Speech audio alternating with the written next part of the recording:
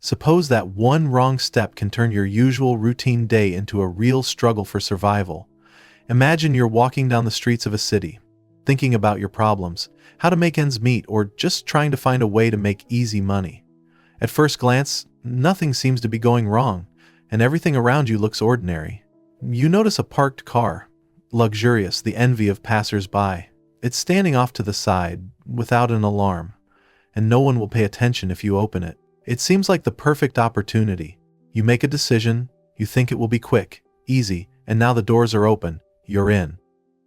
But instead of easy prey, in a quick win, the situation changes abruptly. The doors are suddenly blocked, the air becomes heavy, and you realize you're trapped. At first it seems like a technical glitch, but when you try to open the windows and figure out how it all works, you're confronted with an unimaginable reality. Someone is watching you. This car is not just a means of transportation, it becomes your cage, your test. You feel the surrounding pressure build up, and a simple day becomes a nightmare from which there is no escape. The protagonist, Ciro Bermudez, is a young man who lives in challenging circumstances. His life is full of difficulties, and he is used to looking for quick ways to solve his problems without much thought about morality or consequences. Perhaps he once dreamed of a different future, but circumstances and the influence of his environment led him to a criminal path. For him, breaking the law is not a choice, but a way to survive in a reality where every opportunity seems like a chance to improve his situation. That day, Ciro noticed an expensive SUV parked on a quiet street. The car looked like easy prey. No one around, no sign of an alarm system. Ciro acted confidently, not for the first time using his skills to get what he needed. He made his way inside, hoping to quickly find something of value and disappear. However, things didn't go as he planned. Once he was in the car, the doors locked and the SUV turned into a death trap.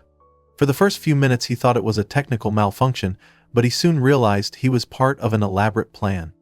Someone was watching his every move, observing and clearly waiting for his reaction. Ciro quickly realizes that his previous techniques don't work here. He not only fails to get out of the car, he begins to feel that this situation is pulling him into an even deeper abyss. Now, his task is not only to find a way out, but also to understand who put him in this situation and why. His usual way of life, based on easy paths, turns into a test for him, where not only his freedom but also his life is at stake. Ciro Bermudez's environment reflects the complexity of his life. He lives in a typical big city neighborhood, where noise, chaos, and endless traffic have become a familiar backdrop. It is a place where houses stand too close to each other, people are always in a hurry, and the streets are full of strangers' faces that do not pay attention to their surroundings. Here, it's every man for himself, and laws and principles often give way to a rigid need to survive. In this context, a luxury SUV, which becomes a source of problems for Ciro, looks like something foreign. The car stands out with its appearance, shiny surfaces and technical perfection, contrasting sharply with the grayness of the streets. For Ciro, it's a symbol of wealth and opportunity that has always been out of his reach, and he decides he can make quick use of this find. But the car turns out to be more than just an expensive automobile. It's a trap that can completely change his life. The car itself becomes a key element of the environment. The SUV, which was supposed to be an easy prey, turns into a confined space, depriving the hero of freedom. The tightness of the interior, the lack of air, and the complete control of the car owner reinforce the feeling of hopelessness. Through the windows, Ciro sees the city life, which continues as if nothing had happened, but he finds himself completely isolated from it. The mysterious owner of the car also becomes an important part of the story.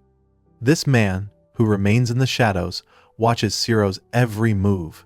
He uses technology to keep him captive, as if reminding him that the whole situation is not an accident. The world around him becomes unreachable for Ciro, and the SUV becomes a prison from which there is no escape. The main conflict begins when Ciro, trapped in the car, realizes he is trapped in a way he did not foresee. At first he sees it as a technical malfunction, but the situation becomes more frightening by the minute. Attempts to open the doors, smash the windows, or disable the interlocks prove futile. The car is completely under the control of another person, someone who is watching it and controlling what is happening from a distance. Ciro faces two kinds of conflict, external and internal. The external conflict is his confrontation with the car and its owner. Every time he tries to find a way out, the car responds with new measures. The temperature in the cabin rises, the air becomes more and more heavy. The sound reproduction system begins to emit aggressive signals. These manipulations turn the car into an instrument of psychological pressure. The internal conflict is related to Ciro's realization of his actions and consequences. Being in complete isolation, he is forced to reflect on how his lust for easy gain has led to this situation. It's not just a struggle for physical survival, but a confrontation with himself. Every hour spent trapped becomes more agonizing for him, not only because of fear, but also because of his feelings of helplessness. The conflict intensifies when Ciro realizes that his tormentor is in no hurry to end the game. The car owner clearly enjoys his power, putting Ciro through physical and emotional ordeals. It all turns into a complex game where not only Ciro's life is on the line, but also his moral conscience. He begins to wonder if he can come out of this situation the same way he was before, or if his experience will change him forever. The climax comes when Ciro, pushed to the limit, decides to do anything to escape the death trap. His physical and psychological strength is almost at an end. He is exhausted, dehydrated, but still clinging to the hope of finding a way out. His initial resistance and rage are replaced by panic and then despair.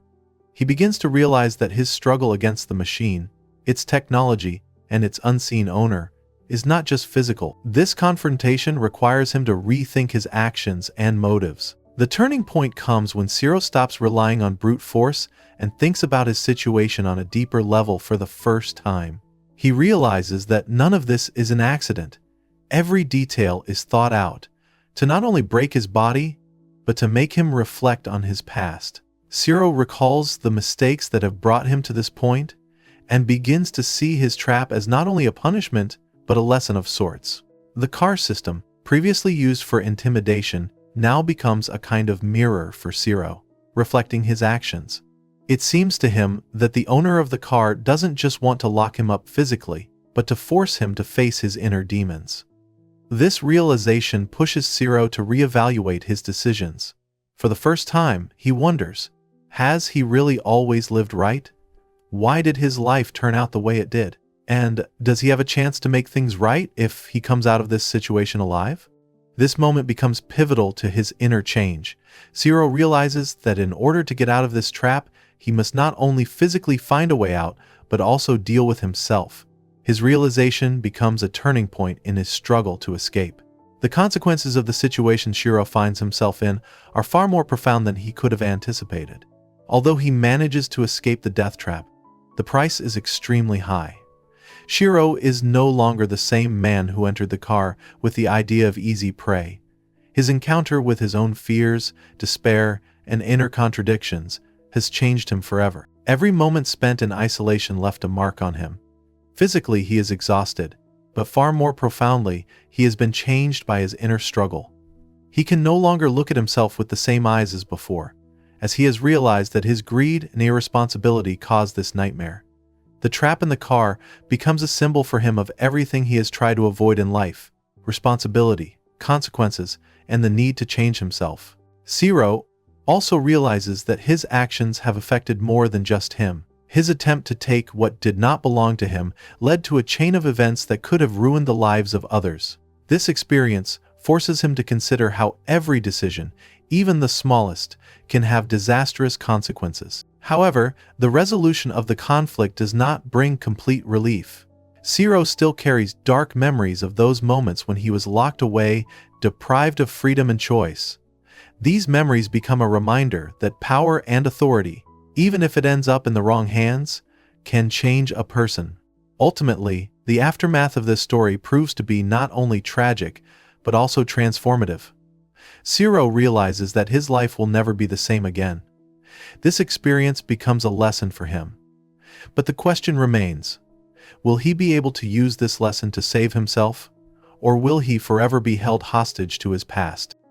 What would you do if you were in Ciro's shoes? Imagine that one minor mistake leads you to a situation where you have completely lost control of what is happening. What would you do if your every move was being monitored and trying to escape only increased your sense of despair? Would you be able to maintain your common sense in an environment where you are being deprived not only of your freedom, but also of your sense of self-worth? How would you react if you realized that you were not just trapped but in the middle of an ordeal designed to make you think about your mistakes? Would you try to fight using brute force, or would you start looking for a way to understand what was required of you? And if it suddenly became clear that this nightmare was not just a punishment but a chance to change your life, would you be able to accept the lesson and move on? And finally, have you ever considered that every attempt to avoid responsibility can lead to catastrophic consequences? What is more important in such a situation? To save your life or to recognize your mistakes and change it? When faced with your fears and choices, can you find the strength not only to save yourself physically, but also to transform yourself internally?